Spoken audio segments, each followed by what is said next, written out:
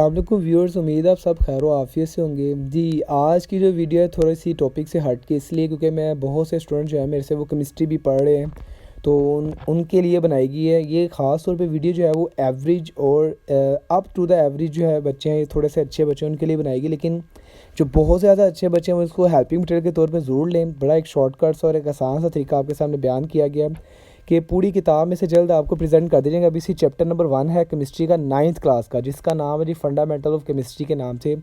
उसके चंद शॉर्ट और लॉन्ग जो बोर्ड में बहुत अहम है, जो आपने मेमोराइज़ करने हैं, नंबर 1 पे याद कर लेने, और आपने बड़े अच्छे तरीके से उसको टेस्ट सेशन के दौरान और पेपर से पहले अच्छे से याद कर लेना है। बाकी आपने फुल मार्क्स की तरफ कोशिश करना जाना है, तो उसके लिए आपको फुल किताब ही याद करनी पड़ेगी। लेकिन ये आपके लिए एक हेल्पिंग मटेरियल बहुत फ़ायदेमंद आपसे इंशाल्लाह ये साबित होगा। तो चैप्टर 1 है जी, तो चंद शॉर्ट और चंद लॉन्ग जो निकालेंगे उनमें इन लिस्ट नंबर 1 जो है वो शॉर्ट क्वेश्चन जो है वो डेफिनेशन है केमिस्ट्री की डेफिनेशन क्या है। सेकंड जो है शॉर्ट जी बहुत अहम है, differentiate between physical and chemical properties के नाम से।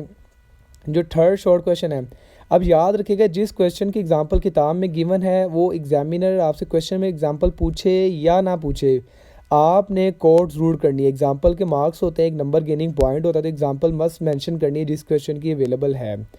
देन थर्ड जो है define matter element valency and mixture with example. ये असल में दो डिफरेंट क्वेश्चन हैं, लेकिन फिर भी उनको यूनाइट किया क्योंकि छोटी छोटी डेफिनेशन है, इसलिए आपने अच्छे से इसको मेमोराइज़ कर लेना है ताकि आपको इसकी डेफिनेशन एग्जाम्पल में किसी किसी का इबहम ना हो। देन फोर्थ है जी define atomic number and atomic mass.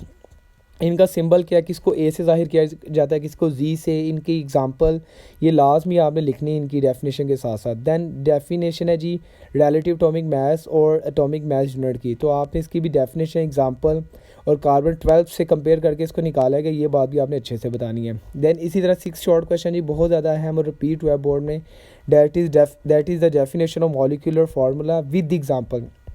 Then इसी तरह 7 है जी define empirical formula with example. Empirical formula की एग्जांपल आपने लाजमी मेंशन करनी है जो कि सिंपलेस्ट फार्मूला होता है। देन इसके बाद है differentiate between atom and ion with example. अब एक बात आपने गौर कर लेनी, चैप्टर नंबर 1 के अंदर 3 से 4 तरह के या शायद 5 जो है वो डिफरेंट बॉक्सेस बने हुए हैं, डिफरेंट चीज़ों के बाद जो है डिफरेंशिएट किया गया है।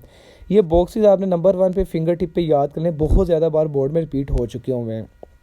देन उसके बाद है जी केटाइन और एनाइन का फ़र्क, कि कौन सा पॉजिटिव चार्ज है, कौन सा जो है वो नेगेटिव चार्ज है, सारा आपने एग्जांपल के साथ बयान करना है। देन मॉलिक्यूलर आयन के दरमियान फ़र्क है, बॉक्स बना हुआ है, कंप्लीट अच्छे से याद कर लेना आपने। इसी तरह आयन और फ्री रेडिकल के दरमियान फ़र्क है, इसके ऊपर भी बॉक्स आपके चैप्टर नंबर 1 में गिवन है, अच्छे से आपने याद कर लेना है। देन क्वेश्चन नंबर 12 है जी, that is the differentiate between gram atomic mass and gram molecular mass. इनमें फ़र्क आना चाहिए, इनके यूनिट्स आपको पता होना चाहिए, इनकी एग्जांपल भी आपको अच्छे से पता होनी चाहिए। देन क्वेश्चन नंबर 13 है define Avogadro number. Avogadro number क्या है, उसकी वैल्यू कितनी होती है, उसका यूनिट क्या होता है, ये बात आपने अच्छे से बतानी है।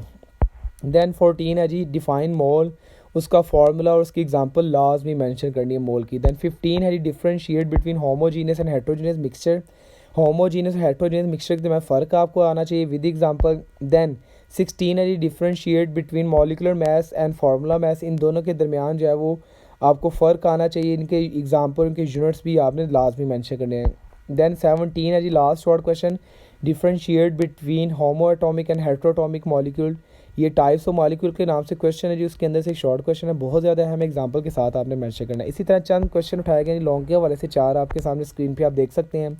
तो पहला जो क्वेश्चन है जी वो टाइप्स ऑफ मॉलिक्यूल है, कई बार बोर्ड में रिपीट हुआ है, बहुत अहमियत का हामिल क्वेश्चन है, तो ये आपने सारा डिटेल में याद करना है। रिसेंट टाइम में भी ये रिपीट हो चुका हुआ है। इसी तरह जी ये वो कंपाउंड और मिक्सचर के दरमियान फ़र्क का जो एक डिब्बा बना हुआ है, बॉक्स बना हुआ है, बहुत ज़्यादा अहम है, वो फ़र्क आपने अच्छे से मेमोराइज़ करना है, वो शॉर्ट में, लॉन्ग में, MCQs में कई बार रिपीट हो चुका है। देन लास्ट है जी सेकंड लास्ट है explain the branches of chemistry.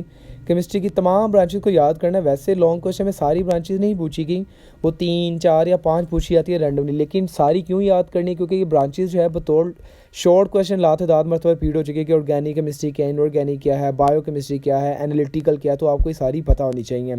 Then last ji least important है, लेकिन फिर भी 2-4 बार लाहौर बोर्ड में भी आ चुका है, that is the how to write a chemical formula, कि केमिकल फार्मूला कैसे लिखा जाता है और उसमें NaCl की 1-2 और एग्जांपल कोड की गई है, वो आपने लाजमी मेंशन करनी है।